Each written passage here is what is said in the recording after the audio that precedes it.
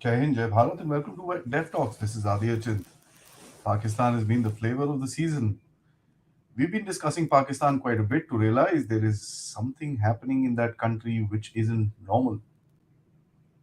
Pakistan isn't a normal country to begin with, but what is exactly taking place in Pakistan which is making it this chaotic at this moment? One of the things we need to realize is Imran Khan issue is kind of heated up quite a bit, and that is something that we need to understand pretty clearly. There is also another challenge which the Pakistanis, of course, Pakistan has so many challenges. It's not one list, but when we put at look at certain things in a certain order, there comes about an argument: where is Pakistan heading? Is there going to be a situation of a civil war in Pakistan? If yes, what kind of a civil war will they be? So these are questions that I'm asking at this moment. Thank you so much, all of you, for joining in. Jai Bharat, Jai Hind. Bala, thank you so much. Uh, I want to obviously discuss a series of news and try and connect the dots a little bit to try and see where we can, uh, make some sense about it. Because at the end of it, Pakistan is not a country that will just ignite. This is a slow moving country which has been going into chaos for a little while. Remember, we've been discussing all this right here on Dev Talks for a long, long time. So before I begin, guys, don't forget to like this video and subscribe and make sure that you have the bell icon switched on. So this evening, the question that I'm asking is Pakistan heading for a civil war? It's a big question, right? It's gonna be chaotic. Let's understand that one thing to begin with. This is an interesting slide. I thought I'll just put it here just to begin with sort of a lighter note. These are kind of crises which are there in the world: democracy, or plutocracy, bankocracy, theocracy, theocracy, isocracy, algocracy, bureaucracy, patriarchy, bureaucracy, and then there is khakistocracy, which is the rule by the worst and the least qualified. I'd leave that to you where you would like to put Pakistan as a bracket. So this is just an interesting slide. Let's move forward. Civil war, big question. Now understand one thing. This I'm not wanting to make a joke out of a situation. I'm going to put across certain news items which together did make a little sense. And let's see what comes out of today's discussion and what you guys think of what I'm talking about. Civil war is a very dangerous situation in any country, right? Recent events tell us there is obviously a lot of tension between the public, within the public. Where does it head towards Pakistan? Right. Pakistan has started to break. That's the first slide I want to ask. And why am I asking is because TTP has been running a shadow government in Khyber Pakhtunkhwa. We've discussed this earlier in the factor that TTP has been collecting taxes in a certain part of Western Pakistan. They have their own shuras operating there. They have their own little jigras going across. They have their own rule in that area to a large extent. Remember, a lot of the section of these TTP guys are Pakistanis themselves. So it's not that they come from another planet altogether. Something as a baseline we need to understand. Now, TTP in the KP province, which is Khyber Pakhtunkhwa, has that area is basically ruled under Imran Khan. So a lot of people call him Taliban Khan for a certain reason. I hope that's not the connection. I don't have any proof. But if you do remember, and I discussed this last time when I did analysis on Pakistan, that during the time of Imran Khan, there were a lot of talks between the Imran Khan government and the TTP. And he believed in saying that we will not fight, we should not fight, and this and that and the other. Is he trying to play a larger game within this game, within the TTP? Only time will tell.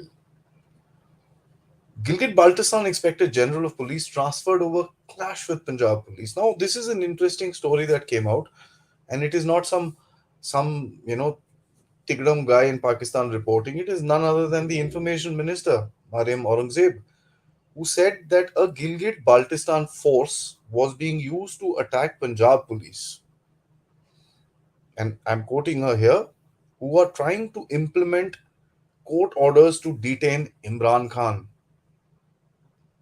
That's a very strong allegation. Remember that. Now, there are two things that come out of this. One, if something like this has happened, what good does it come to put it out into the public domain? It creates a certain barrier as it is. Why did she do it? Is she just being stupid? I don't know. Having said that, they did transfer the Inspector General of Police. The Punjab IGP said, no, no, no, no clash happened and this and that. Everything is okay. Nobody. The allegation was that the Gilgit Baltistan police guys pointed their guns at the Punjab police. And that's a very serious allegation if you look at it, pointing a gun at another fellow police officer during the time when Imran Khan was getting arrested, or they were trying to arrest him. And this is becoming a pattern, right? What happened in front of Imran Khan's house is something which is very, very dangerous. Uh, this was a whole night sort of an affair. It was not something that got over within a few hours and stuff like that. It's pretty much one of the few first times that we've seen Pakistanis going in that particular direction. I'm going to go back to history and see have there been any sort of revolts within their history. Now, of course, certain forces in a lot of countries have issues with regards to various things, and they have come out and spoken about it. But the kind of revolts that I'm talking about here are a little different because Pakistan, at the end of it, is a different country. Revolt by the Sindh police against the Pakistani army. This happened when their IGP got abducted by the paramilitary forces of the Pakistani army. And it was so much pressure that that time Army Chief General Qamar Javed Bajwa had to order a inquiry into the situation. Right? So there was a bit of a tangent, and here is the actual tweets from the Sindh police, right? Which talks about a whole lot of things. This is what happened, and this and that and the other. So this is interesting. There's also another report that came out from the Nepal correspondence which said 1,792 personnel of the Pakhtunkhwa police has submitted their resignations to the CPO. Basically, what they are saying is, yeah, this place has already been taken over by these TTP chaps. We are walking dead people here, right? We are losing lives like left, right, and center. We are not able to fight back. What is this going on? Now, these were the times when TTP was in full blown attack of the Pakistani forces. It's still happening, but a little reduced. And this was just after the Peshawar attack that took place, that took the lives of about 100 people. This was a memo that circulated online. Now, I don't know how much of this is reality or not, but at the end of it, understand one thing: any such rumor does reach the people it is about. And there is no voice that came out of them and said this is all fake, nothing. So, memo circulated by the Khyber Pakhtunkhwa Police's special branch has revealed over 10,000 junior ranks are considered resigning en masse. It calls for a joint investigation to find out who did the Peshawar attack. And, you know, they are basically saying that we have to collect our dead every day. People are dying. And see, you can imagine the frustration of these chaps. They have a certain set of people. And every day when they go out on operations, there have been attacks. Right? TTP has been in full blown attack for a little bit. Like for the past week, it's been a little silent. I wonder if Imran Khan told them to be a little silent so that the focus could be here. Different story for a different day. But you can actually look at the factor that these guys have been getting attacked, especially in the KP province, pretty hardcore, and they're losing lives, and they're not happy about it. So that's a big thing. When in the NFWP area, which is the KP area, in since a lot of time, there has been problems. Okay, the issue is that it is so that they had to actually put up a study group which created a presentation, and they told the uh, top brass of the armed forces that listen, the number of forces that have deserted is close to 900. This was information that was accessed through some intelligence inputs, through headlines today who had put out this information. Uh, fratricide, soldiers killing soldiers basically, three infantry brigades at mutiny incidents in Parachinar, Kohat, and Turbat, with six cases of fratricide. And since 2007, since the so called war on terror has been happening, people have been needing a lot of help from psychiatrists. It is that is the problem. Now, these are something which is also been noted by a lot many other people. There's also reports that say 5,000 of these soldiers resigned in November 2022, and that was going around for a long time. Now, let's keep this aside, and I want to talk about the actual mentality of a guy, right? And this is something as a subject I'm going to pick up with someone because this I find to be very interesting. Let me lay it out for you. Here is the Pakistani army, who's got their motto, jihad, and all that stuff. He's a little bit of a trained to be pro the particular religion and its strength and the jihad factor of it, right? If that's their motto. When he looks down the barrel of his gun, he looks at another guy wearing a turban and some flip flops or holding an AK 47, pointing the same thing at him. He looks at a guy who basically believes the same thing, right? He believes in jihad. He probably believes in a little bit of a extreme version of Islam. And somewhere down the line, these two chaps may be from the same area, probably studied in the same madrasa or neighboring village area or something like that. Remember, the Pakistani army is again largely, their men come from largely village bases, which is where the TTP also picks up its ranks. What happens when these two guys look at each other and say, listen, why am I fighting each other? We both want the same thing. That seems to be a pretty logical thing in my mind, where you're talking about the mentality of the Pakistani troops, right? The psychology and the mentality of the Pakistani troops. As I said, I'm going to discuss this, and I've spoken to General Hasnain about it, and we're going to take this up in another forum so that we can understand this a little deeper, because I think this has a lot of significance behind it. Let's also understand that when stuff like this happens, the soldiers feel demotivated and they create incidents happen of killings and this and that and the other, or mutinies for that matter. Now, mutiny is not the entire army standing up and saying I'm going and stuff like that. It can also be one, two, three people, you know in such an ethnically and religiously heavy society as Pakistan. These kind of things are not going to be very abnormal, right? Let's move forward. As far as the TTP is concerned, now here is another twist to the TTP, and this is something that we will realize why the Pakistani army might find it difficult to fight them.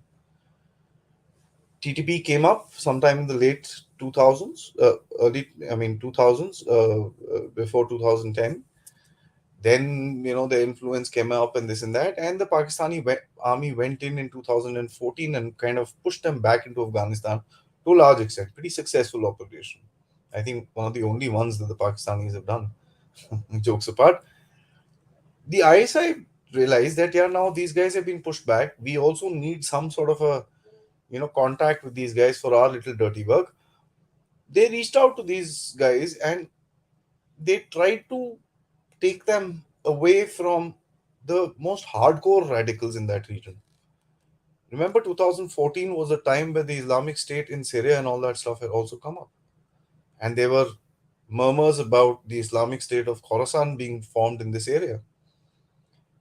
We know about the existence of that today, that is for sure. And a lot of people also have certain doubts with regard to the ISI having connections with those chaps as well. But in any ways, this is what they wanted to do. And this is something just I kind of put together to understand the conundrum with the TTP. Now, through the Haqqanis, which were, of course, a baby of the ISI was able to get hold of certain commanders, paid them, gave them weaponry, ye, wo, and everything, like Aslam Faruqi. Why is he important? Is because he returned the favor of all the stuff that the Pakistanis give by staging some suicide attacks against Indian interests in the region. In Afghanistan, if you remember, there were certain suicide attacks that happened on Indian interests. Now, TTP is also friends with benefits of the Pakistani generals.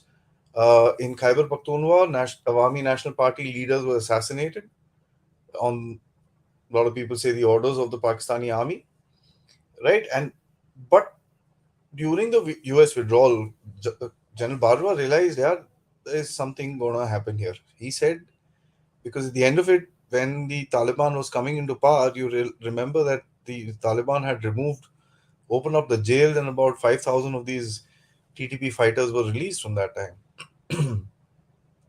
So they warned the political leadership that, boss, there is something going to happen. He said that as victory neared, the Taliban was just not listening to the Pakistani army anymore. And worse, the TTPs was growing, obviously, because they had released a lot of their fighters. What is the lesson, in my opinion? Right? Correct me if I'm wrong. War making is a means of extracting concessions and revenue from both Islamabad and Kabul. So these guys will keep fighting because if they don't fight, they don't have anything else to do. They can take money from both their areas. They'll take some bribes from Islamabad to not fight, and they'll probably take some money from Kabul to fight. The TTP and Taliban have now seen that you can extract a lot from the Pakistanis by keeping pricking them and talking to them and pricking them and talking to them.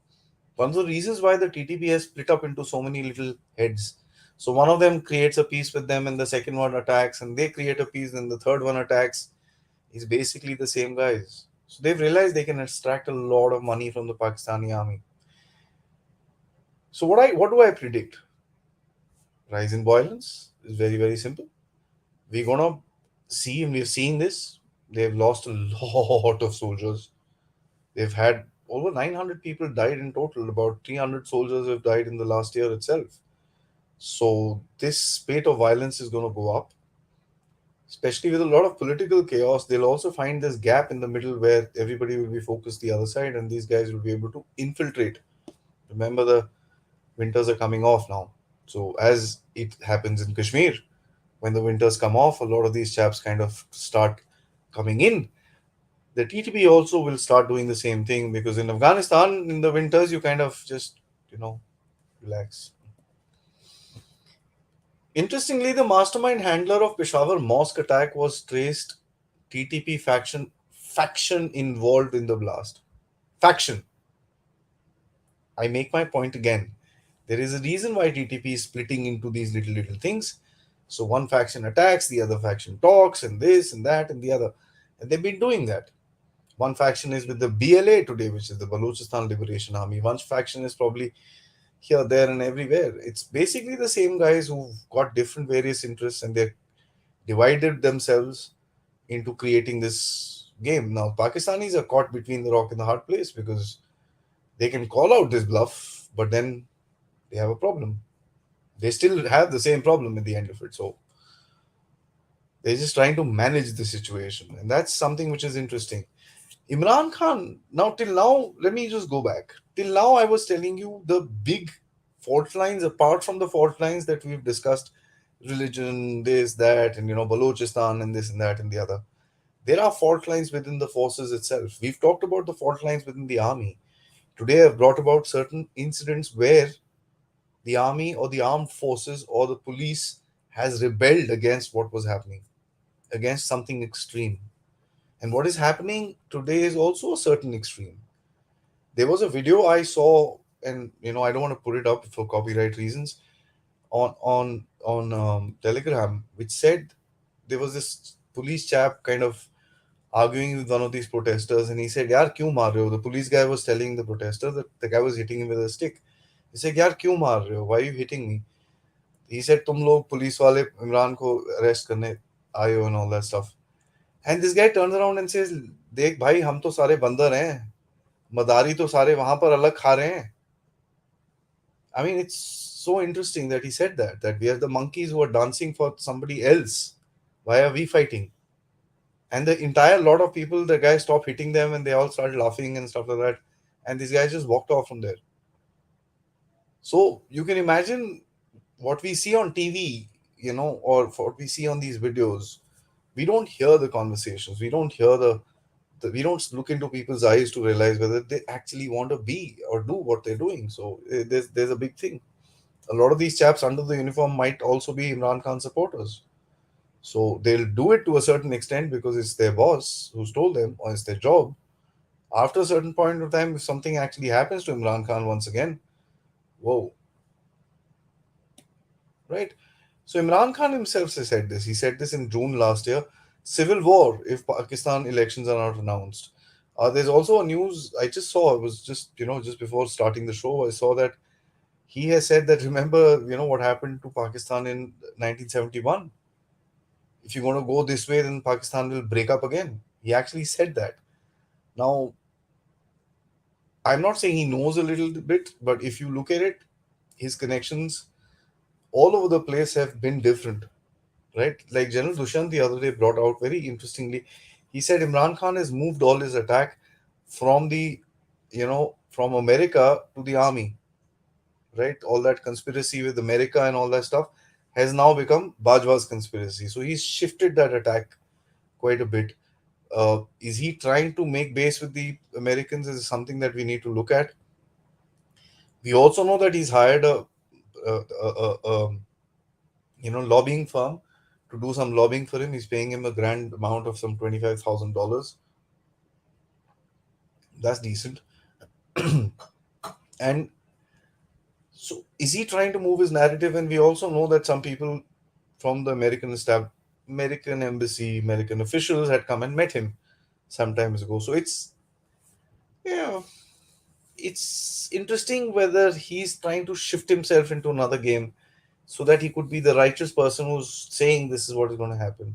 The other factor of Imran Khan is also that is he trying to blend in with the TTP and the Taliban and break away the Northwest province for that area for his own personal rule. So that's a wild one. I mean, I accept it, but this is what is going around the place. So I just thought I'd say it out loud. We'll discuss Imran Khan a little further as well. Let's see what is the IMF saying. IMF is saying, here you go to the friendly countries. It's the same thing. We've heard the story again, again, again, again. Go to Saudi Arabia, go to China, this, that, and the other.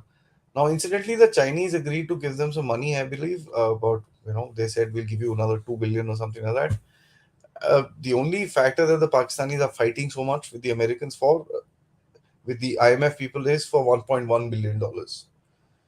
Now, what will that do in a country which has 126, $128 billion debt? God knows. Uh, Saudi Arabia now tells Pakistan, listen, there's no more easy money here. Enough. Okay, we're not going to bail you out the way we used to before. So please hang on. Now, there were two reports that came out yesterday. The Chinese on one side said we will give you some money, and then they demanded some money. Right? The demand of the money was for that electricity, which they've not paid for, and give you the money is for some grants or rollovers as their loans and rollovers.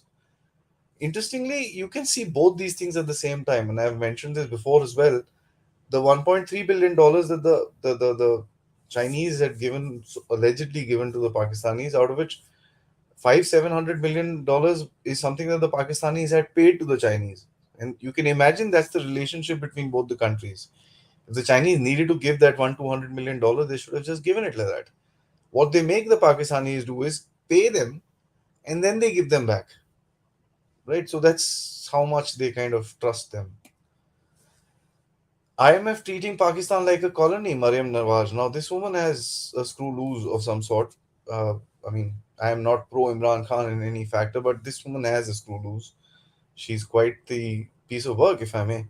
Uh, she put out that news about the one police attacking the other police. Now, either she's a blabbermouth, she doesn't know, and here is her government. She's part of the government who's negotiating with the IMF. The least you can be is nice to them and not call them out as colonialists. I mean, you're asking for money. Here are two very interesting individuals who are, suited, booted, proper, this and that. The guy on the left probably has a huge international dialing bill, and the guy on the right is probably got a huge travel bill because he stays more outside Pakistan than inside. One chap says apprehensions of Pakistan defaulting on debts are over now. Uh, the other guy says Pakistan is facing a perfect storm. Pak political parties cannot even do anything.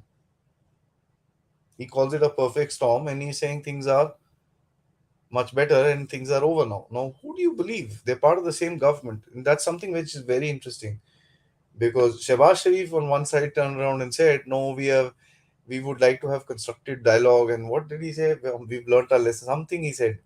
Bilawal Bhutto the next day started calling Mr. Modi the butcher of Gujarat and all that. So they both seem to have a very big disconnect. And Bilawal most likely is polishing his resume, if I may, as if he's going to get anywhere with that. Now, this to me was very interesting. And let me just say this at the outset, guys. This is something that we discussed, me and General Rajiv discussed this.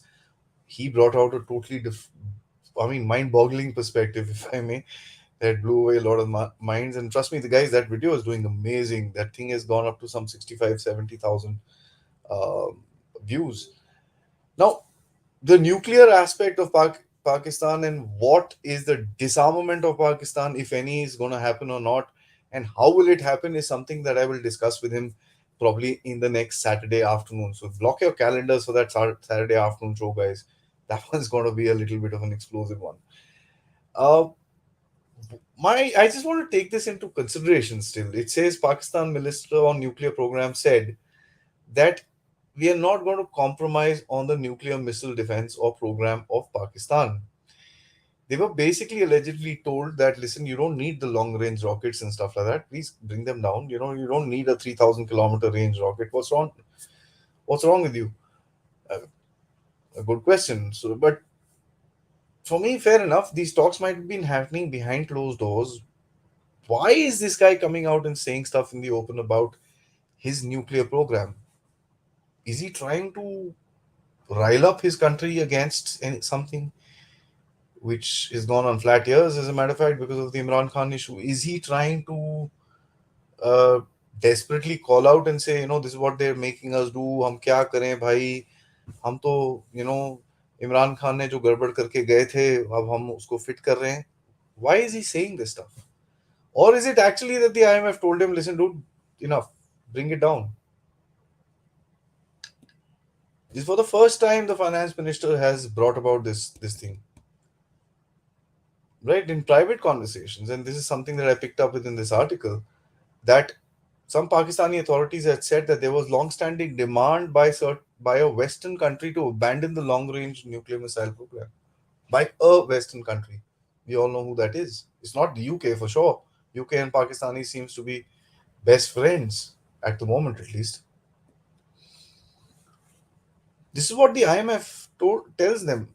Allegedly, cut defense spending or impose 25% GST. This is one news. I'll show you another one as well. Cut defense spending is interesting. You can understand that TTP is watching here, right? And I'm going to repeat myself when I say they are also Pakistanis. The TTP is not come from outside Pakistan, unlike they come from Afghanistan. They're all Pashtuns, right? They're from that particular land. What they're asking for is to, first at least, is to, you know, get rid of this Khyber Pakhtunkhwa, this thing. Let us get our areas back the way they were, and we want to impose Sharia in that, right? So they're watching all this, and that's going to be a big interesting thing. The Pakistan Observer reports that Pakistan mulls trimming army budget by 35% as economic woes mount. 35%. Interesting. Just keep that as a pin. We'll discuss it towards the end of the show. Now, Imran Khan, this is an article written by Dr. Tara Karta. I follow her. She's a keen Pakistan observer. You know, and she's not something that is going to use this word civil war pretty loosely. My thought process is a little different, so I'll put that across towards the end, but let's see what she has to say. There are two chaoses that she talks about. One is the Zamanpal chaos. I added the court chaos which happened today. I mean, the police was literally shooting shells again in front of the High Court. Amazing. I mean, and there were thousands of these guys surrounded the place and stuff like that. Now, under Khan's tutelage, the army as an institution of stability has been battled out of the field for foreseeable future. The public is well aware, interestingly, of retiring generals and their lower colleagues' accrue. These riches get steadily reduced down the hierarchy, and it is the lower ranks and their families back home who are likely to suffer the most as the resentment against them mounts. Remember the chaps who are in the army, they've got families outside, and knowing what the Pakistani generals are doing, they will have a certain resentment going forward. This is going to build as food becomes scarce in Pakistan and a whole lot of things. Remember, uh, Pakistan is still able to manage out some food, right? They've not been able to plant last year because of the floods. What's going to happen in the coming year in terms of food is something that is going to be interesting to find out. So there's going to be chaos of a lot, many kinds. I've left a lot of space open for stuffs to come up. Now, can you imagine they wanted to? This is the pathetic nature, and I'd actually attribute it to this particular government trying to control crowds. They said, "Yeah, please wear masks." There are some COVID cases that have come. Past 2 years, they said we've not had any COVID cases, nothing. Yeah, oh. Now suddenly COVID cases have come. It's interesting. Now today, what did they do? They actually went into Imran Khan's house and they bulldozed the main gate. And this is after he had left for the court. Supposedly his wife Bushra Bibi, who's literally covered and she's very religious and stuff like that, she was alone. Rumor has it she was pushed around, and rumor has it they've arrested some of his far family members and some workers, shirkers, and all that within the house. There were some photographs of stuff strewn around the place. I don't know how much of that is true, but why are they playing with fire? He was already going to the court. Why did you go into his house? It's interesting that this country wants to focus on this rather than their asase, which are the atomy asase as they what call it. The IMF is telling them to reduce, cut down your army, and this and that. It makes me wonder whether Imran Khan is actually just a diversion because a whole lot of nonsense is happening. So these guys have to create a little chaos within the country so that they can keep the attention away from that. Time will tell. On the other hand, army is not sitting quiet. It's been awarded another 45,000 acres. They already own 12% of the country. Another 45,000 acres, Leloji, for corporate farming. Farmer sub. On a side note, was the Pakistani army has dressed up as farmers? You know where? Jokes. Anyways. Uh, but it's interesting that the army is being given this. 45,000 acres of land for corporate farming. Is this because they're getting money from China and they've given this land to the Pakistani army so that the army can quietly do what it needs to and give it to the Chinese who are going to probably bought, who would have bought or exchanged this land from the Chinese for money? God knows. Chinese are also talking about food security, so there's that huge issue there as well. Yeah, well, Pakistanis don't go hungry at all because, and this is by the way, the Economic Times that reported this, that 40,000 tons of wheat that was supplied by Russia to the Pakistanis very recently, before Pakistanis sent those weapons to Ukraine, was stolen by government officials, army officials, ISI officials, TTP officials, TLP officials. I have no idea. But it's stolen, it's gone. It's not 4 bags of wheat, it's 40,000 tons of wheat. You know, India was boasting that we sent 20,000 tons to Afghanistan. It's double of that got stolen.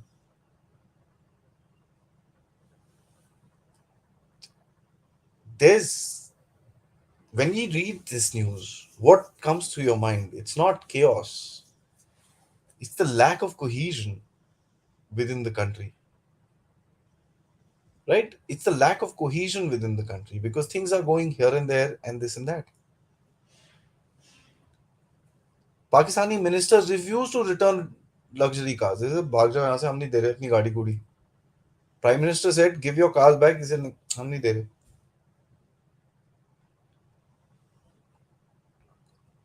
Can you imagine this? Now, coming to the last slide, this is something I want to discuss and bring about. I'll take about 2-3 minutes to bring about the conclusion.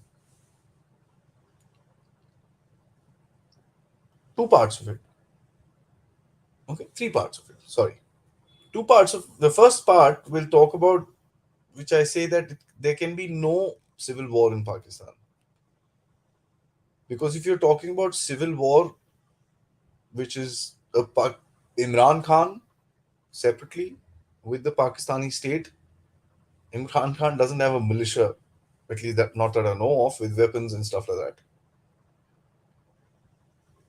You know, he has to become, if there is a militia, he can become a warlord. Now, is that militia the TTP? Time will tell, right? Because he says, ये तो अल्लाह के बच्चे हैं, हमको इनसे बात करनी चाहिए. And this he said even after the terrible, actually, army public school attack where children were killed. Does he have the capability of becoming a militia leader of a certain place? Is a question that I ask. I'm not saying it will happen, right? It's a question that I'm asking. Because today they reported that they recovered weapons and patrol bombs from Imran Khan's house. 20 rifles, including Kalashnikovs and patrol bombs. I don't know how much far is it true, but these are two contradictory things. So I thought, let me just put them here. This is a Imran Khan centric argument that I put, which is point number one. The second point I'm going to talk about is TTP itself. I showed you that slide, and I'm emphasizing the factor that TTP is also Pakistani. If TTP is Pakistani, it is fighting against the current state. Would you call that a civil war within Pakistan? At the moment, it may be localized to a certain region. Does it have the capacity to spread? We'll have to check. There is, of course, I won't call it a full blown civil war, but a full blown revolt sort of a thing in Balochistan. Is that a small little localized civil war within that region? So, Pakistan may not break out into all out civil war, but there are these little pockets of civil war which are around the place. Right?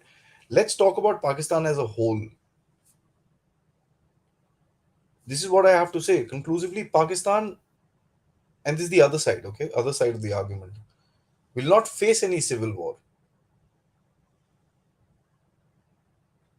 As in dug in the middle of the street. You don't know. I mean, see, the whole protests have been happening about Imran Khan. The police did fire a certain amount of rounds and this and that and the other, but no one fired back. Right? So you can imagine that there is a certain link between the protesters and the, you know, the police, which is, हाँ यार अपने ही है. What will be the point of time when that link breaks is a big thing. That's when the actual firing and all that stuff starts. But I'm saying the civil war is in the Pakistani society.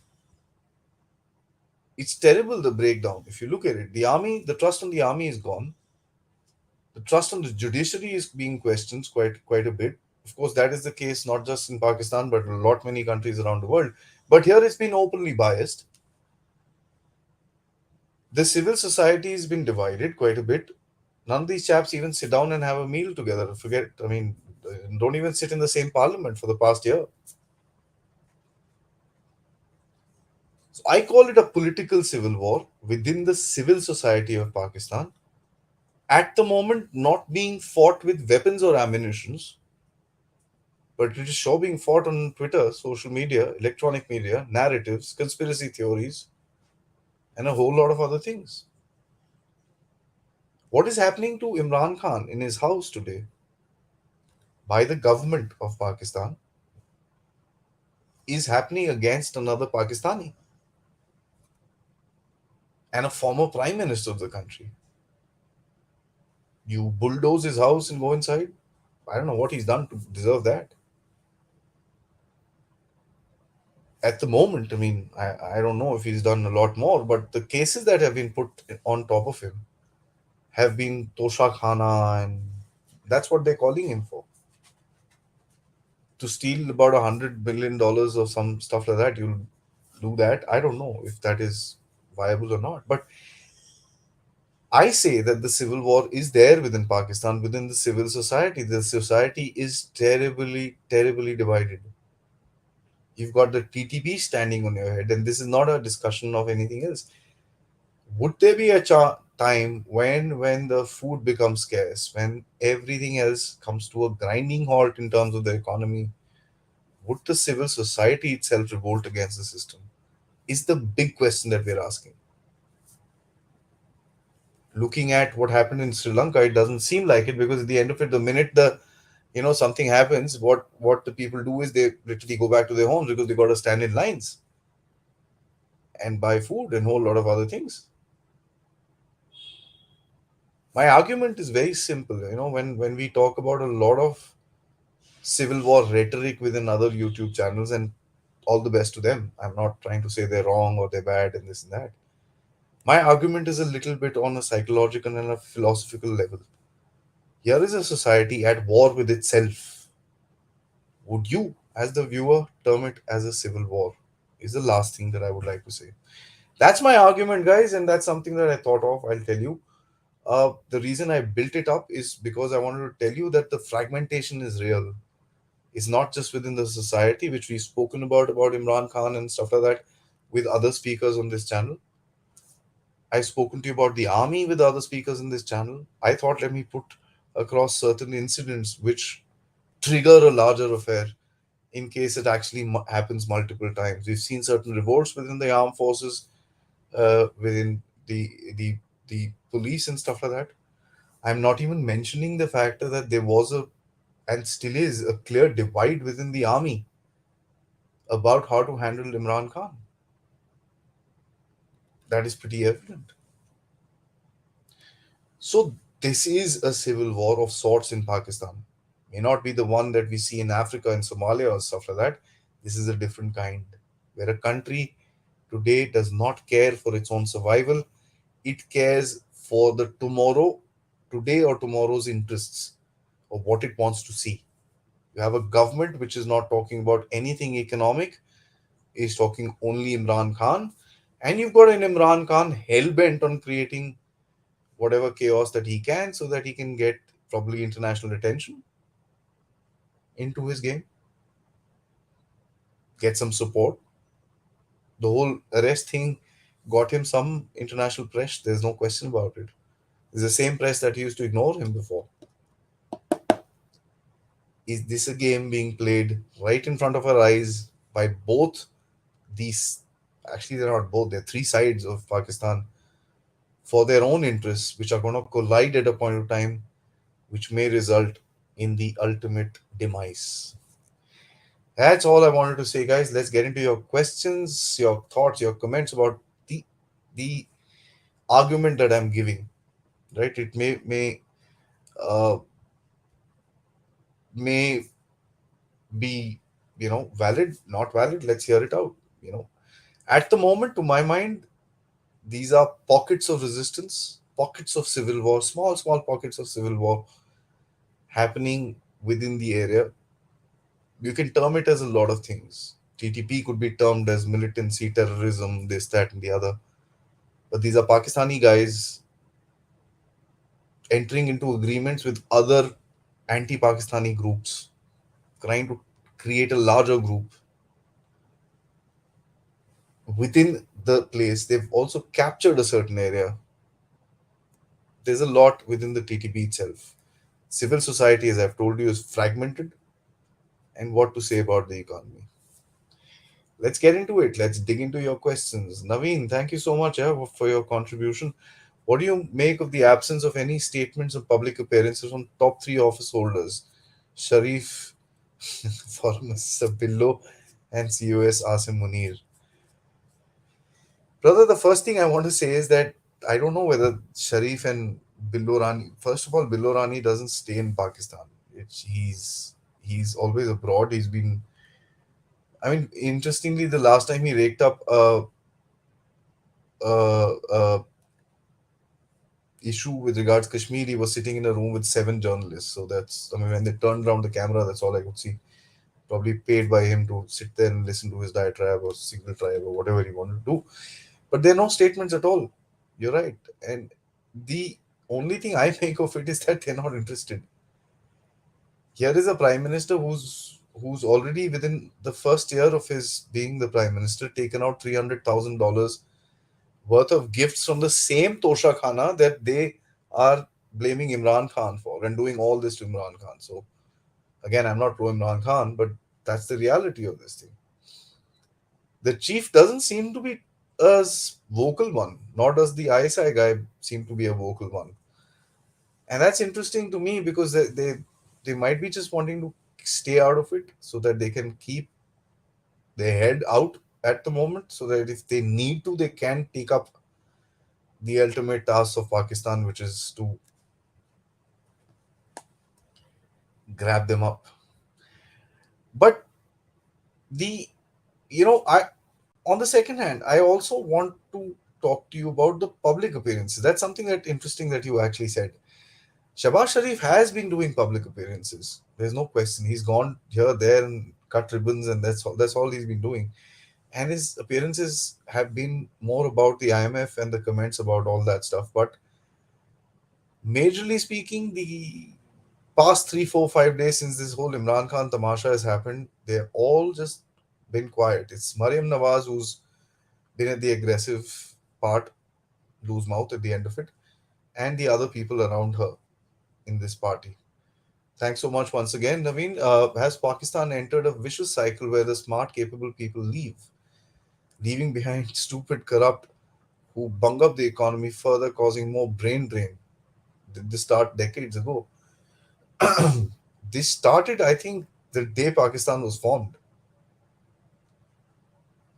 The reason I say that is history tells you Karachi and all these cities were actually very well developed cities. They were very good cultured cities. So I would say the brain drain and the drain of the society started the day it was formed.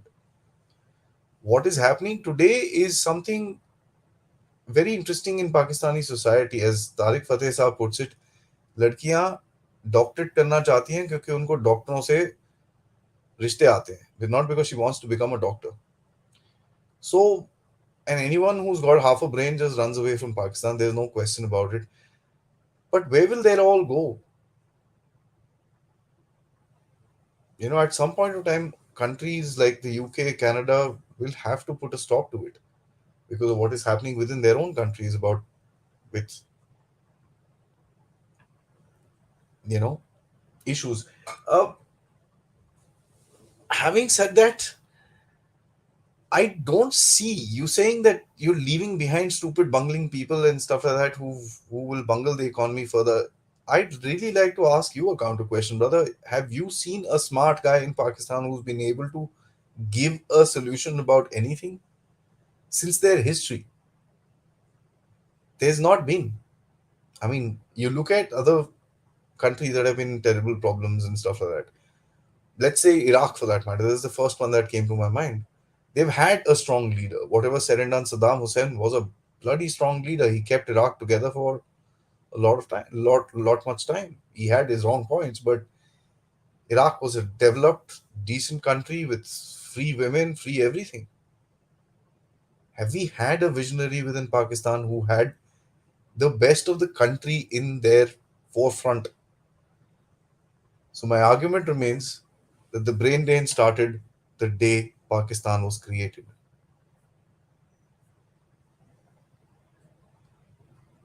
If people like IEA and nukes are being discussed with the IMF, then there is a plan to help if Pakistan cooperates. This does not mean surrendering any nukes, by the way. Think of some sort of bailout. Excuse me. I am not saying surrendering. I'm saying what they could be at a point of time would be that reduce the range, reduce this kind of weapon, tactical, reduce the numbers, this, that. They'll start talking about it. And the first step that the Pakistanis take towards this direction is going to be the beginning of the end of Pakistan's nuclear dreams. There are a lot many ways this can happen, and as I said, I'm going to discuss this subject with General Ryan, who's got a little bit of a different perspective about this, and I'd leave it to him to kind of take us through with it. But I agree with you that it may not be completely surrendering at the moment,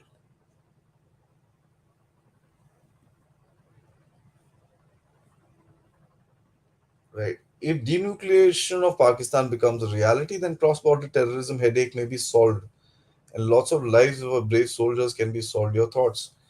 I don't think so. They will continue this because we don't have. I mean, think about this. If Pakistan tomorrow gives up their nuclear weapons, would you still go and attack Pakistan for something? No. I mean, we don't have any interest in doing that. You stay there, hands off. If, in my mind, if the weapons actually go down, they will try more to keep you on your toes in Kashmir, on the opposite side, by ensuring that you always keep a, there's a uh, threat of terrorism which keeps going up. They'll probably increase Punjab. So you're looking inwards more than anything else.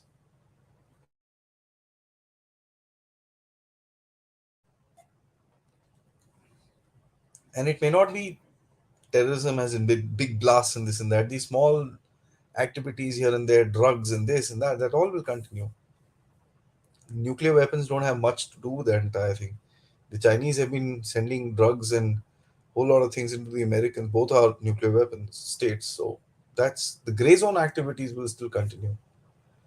Pakistan can either give up the nukes and dig themselves out of a ditch, or there will be a civil war of some sorts, and there is no miracle happening this time around.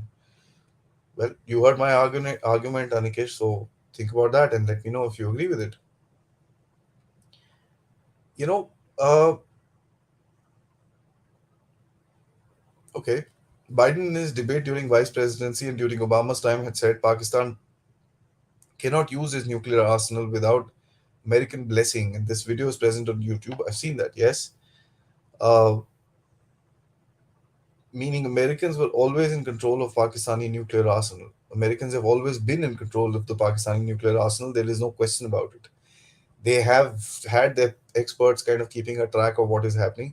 There is a secret CIA plan. At least there used to be a secret CIA plan about taking out these nukes when they would be, and you can Google it. I'm sure the plan is not there, but the news and the talks about that is very much there in public domain. So there was a secret CIA plan which they used to study. But Seymour Hersh, if you follow him, he spoke about this factor that the Americans know it, but the Pakistanis have told the Americans very clearly you can take out all the bombs that you know, but there are always two of them hiding in the grass right next to the runway.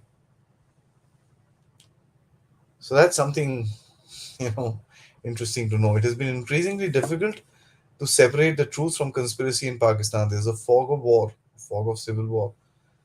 I'd like to use that, Naveen, with your permission. Thanks so much, man. That's a nice one, actually. A different kind of civil war. Probably we are going to probably recreate a definition of a civil war with what is happening in Pakistan. I don't know. I mean, do you think to understand Pakistan seriously we need to understand the Mughal history? Whenever there was resource crunch or power vacuum, they always kill each other. It's your jihad versus mine at the end. That's an interesting historical analysis, but I don't think Pakistan actually remembers that much history. Their history starts either way too far back or way too far new. Uh, See, Pakistan, funnily speaking, had a very small Shia population. So that was, if there was something within that religiosity aspect of it, it wouldn't have taken much for them to do whatever they needed to do. But they've gone ahead and done Ahmadiyas are not Muslims and this and that and a whole lot of other things. That, of course, religiosity at the moment is not coming to the forefront as far as discussions is concerned. We've not seen many riots as far as religious ideologies is concerned. So yes, there will be that factor between the Islamic State, who are the extreme guys with the regular chaps and this and that. But a complete breakdown would be a little difficult, in my opinion, at the moment. Do you think they got caught selling questionable stuff in black and have secretly handed over the control of the nukes to the US and are slowly getting people ready to accept with regards getting aid? Well, brother, I won't be able to say that, but I don't think so, because at the end of it, there are loads of intelligence agencies around the world. Let me assure you, the Chinese as well are keeping track of what these guys do with their nukes. So, but the statement from this guy does seem to point towards him trying creating a public debate about this. That's the only reason I would say that he would mention something like that. But the timing, as I said at that time, would be also, it was very, wrong. It didn't kind of work out well. One of the reasons for delayed election has been the establishment's reluctance, with messaging coming in from international diplomat and re-elections. Do you think the West would finally relent? Establishment would finally relent.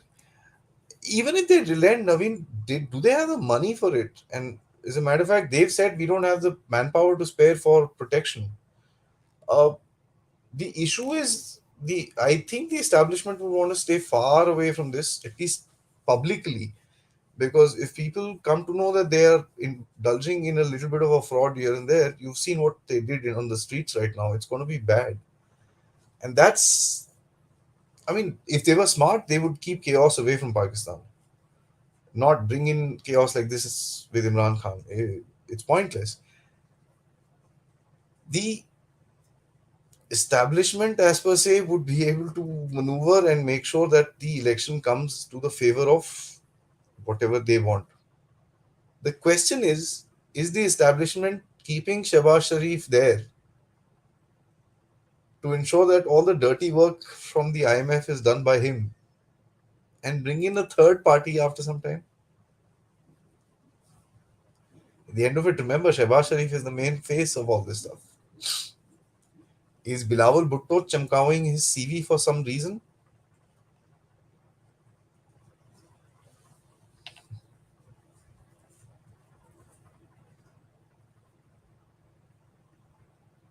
Right? Defense minister says default होने वाला नहीं है और हो चुका है. Absolutely, he said that. And that's something very, very, very interesting. They don't have to eliminate long range rockets, just reducing the number of nukes will cut costs. They're over 300, reduce it to 200 for a significant saving, if not much, to deterrence. I don't think they have 300 nukes. I think they have 165 nukes, which are declared. Of course, what they have at the back end, I'm not very sure of.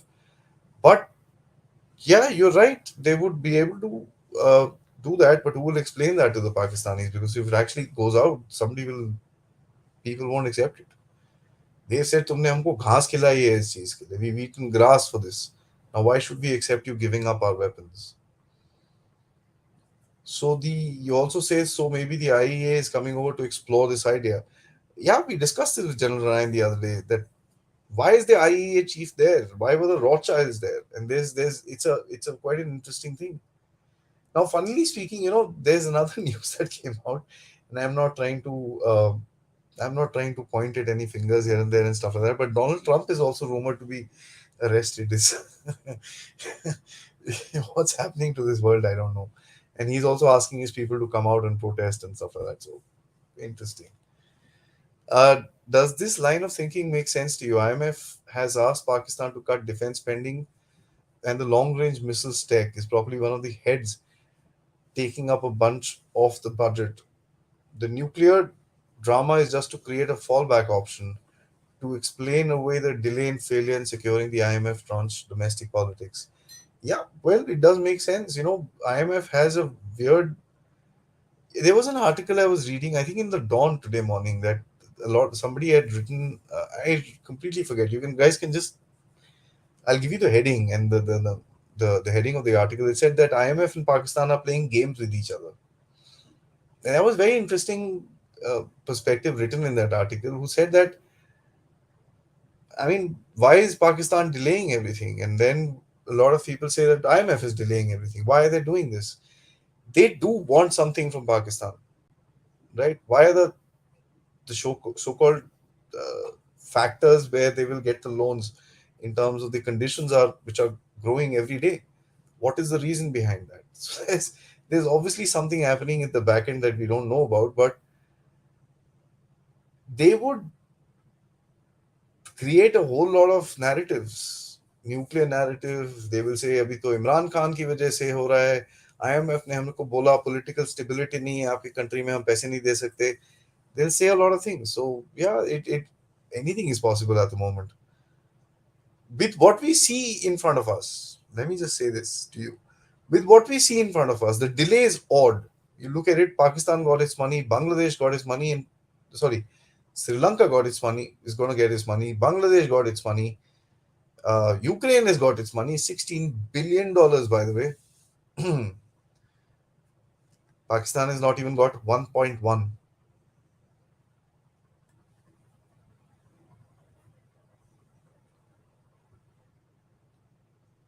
Okay, Bhargav से कोई civil war नहीं होगा, इमरान खान को लटका देंगे, PTI वाले घर में दुबक के बैठ जाएंगे.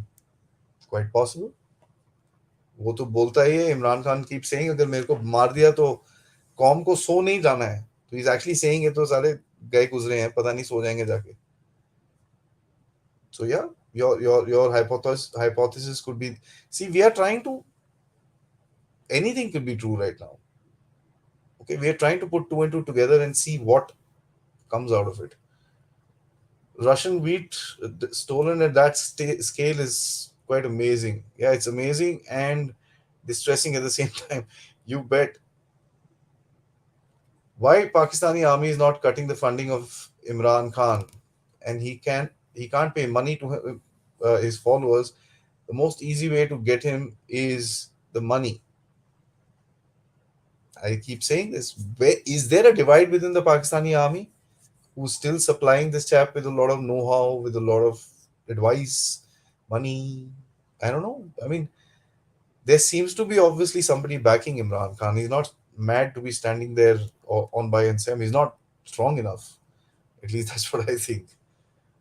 Uh,